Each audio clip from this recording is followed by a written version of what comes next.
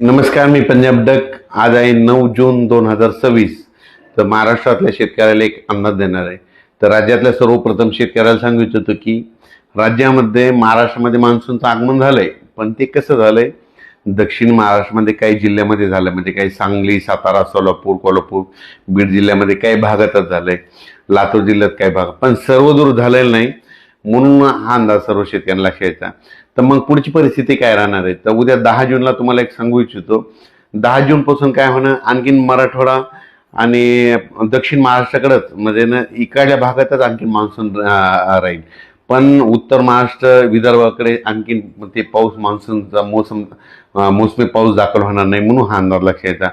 त्याच्यानंतर तुम्हाला एक सांगू इच्छितो, 10 म्हणजे 10, 11, 12 पर्यंत आणखीन काय होईल, म्हणजे मराठवाडा आणि दक्षिण महाराष्ट्रामध्ये सातारा, सांगली, सोलापूर, कोल्हापूर, पुणे आणि इकडे मराठवाड्याचे लातूर जिल्हा, बीड जिल्हा, परभणी जिल्हा, नांदेड जिल्हा, धाराशिव, लातूर, हिंगोली ह्यापर्यंतच काय होईल, म्हणजे आणखीन 10, 11, 12, 13 पर्यंत पाऊस राहील.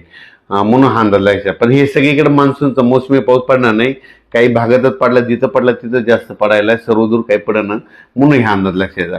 पण त्याच्यानंतर काय झालं, विदर्भातले शेतकऱ्याचे फोन आले. तर मग विदर्भामध्ये आणि उत्तर महाराष्ट्रामध्ये नंदुरबार जिल्हा झालं, धुळे जिल्हा झालं, त्याच्यानंतर विदर्भामध्ये नागपूर, तिकडं म्हणजे काय परिस्थिती राहील, तर त्या शेतकऱ्याला सांगू इच्छितो की काय होणार आहे.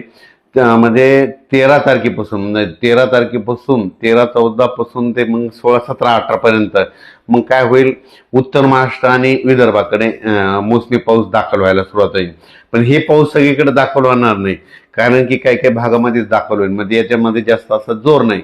काही भागात जिथं पडला तिथं जास्त पडायला आणि काही भागात कमी पडायला आहे, म्हणून एवढा जोर नाही. जिथं ओल झाले तिथंच होणार आहे, काही भाग सोडून देखील देईल. पण हे करत असताना तुम्हाला सांगू इच्छितो की 13, 14, 15च्या दरम्यान मग मुंबईला देखील, नाशिककडे देखील, मुंबईला देखील पाऊस बघायला भेटेल, पुण्याकडे देखील मोसमी पाऊस बघायला भेटेल. नंदुरबार, धुळे जिल्हा, जळगाव जिल्हा, संभाजीनगर जिल्हा, कन्नड ते भाग, त्याच्यानंतर सोयगाव तालुका, त्याच्यानंतर बुलढाणा जिल्हा, अकोला जिल्हा, अमरावती जिल्हा, वर्धा, भंडारा, गोंदिया, चंद्रपूर, यवतमाळ ह्या पट्ट्यामध्ये काय होईल, मग 13च्या नंतर तिकडल्या पट्ट्यामध्ये मोसमी पाऊस बघायला भेटत. पण तो पण सर्व दूर नाही राहणार, काय होणार आहे, काय काय भागातच पडणार आहे. मग शेतकऱ्याला सांगायचं तर याच्यामध्ये काय झालं की आहे, पण थोडा कमजोर आहे. तर शेतकऱ्याला एक विनंती की जमिनीमध्ये जर ओल असेल तरच पेरणीचा निर्णय घ्या, नसा घेऊ नका. मी पहिल्यापासूनच म्हणलो होतो की यावर्षी पेरणीचे 3 टप्पे होणार आहे. एक 7 ते 14 मध्ये, मग आता दक्षिण महाराष्ट्र, कोल्हापूर, सांगली तिकडे पाऊस झाला, त्यांच्याकडे ओल असेल तर ते पेरणी करू शकते, समजा की ते त्यांचा निर्णय घेतील. त्याच्यानंतर काय होणार आहे, जूनच्या शेवटच्या आठवड्यात, म्हणजे 20 जून ते 30 जून मध्ये एक पेरणीचा टप्पा राहील. मग त्याच्यामध्ये देखील महाराष्ट्रामध्ये पाऊस पडणार आहे.